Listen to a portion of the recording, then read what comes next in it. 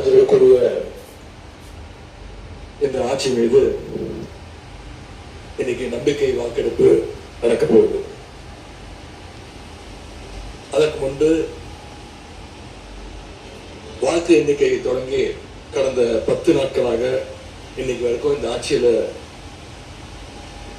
ஒவ்வொரு நாளும் என்னென்ன நடந்திருக்குங்கிறத எதிர்கட்சியாக சில விமர்சனங்களோடு இங்க வைக்க நான் விரும்புகிறேன். முதல்ல தமிழக வெற்றி கழகம் ஆட்சி அமைக்கணும்னு பெரும்பான்மையான மக்கள் உங்களுக்கு வாக்களிக்கவில்லை.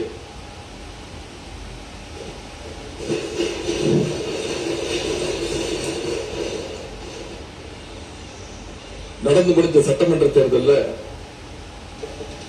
பதிவான வாக்குகள் சுமார் 4,93,25,000 வாக்காளர்கள் வாக்களிச்சிருக்கிறார்.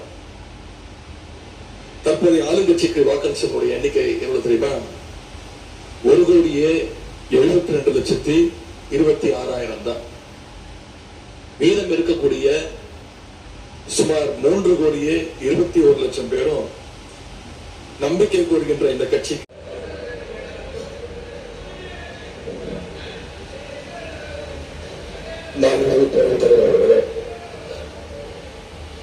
புதுசா அமைஞ்சிருக்கக்கூடிய இந்த ஆட்சி மீது இன்னைக்கு நம்பிக்கை வாக்கெடுப்பு நடக்க போகுது. அதற்கு முன்பு வாக்கு எண்ணிக்கை தொடங்கி கடந்த 10 நாட்களாக இன்னைக்கு வரைக்கும் இந்த ஆட்சியில ஒவ்வொரு நாளும் என்னென்ன நடந்திருக்குங்கிறத எதிர்கட்சியாக சில விமர்சனங்களோடு இங்க வைக்க நான் விரும்புகிறேன். முதல்ல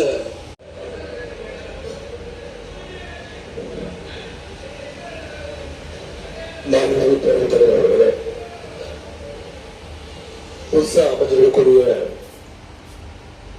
இந்த ஆட்சி மீது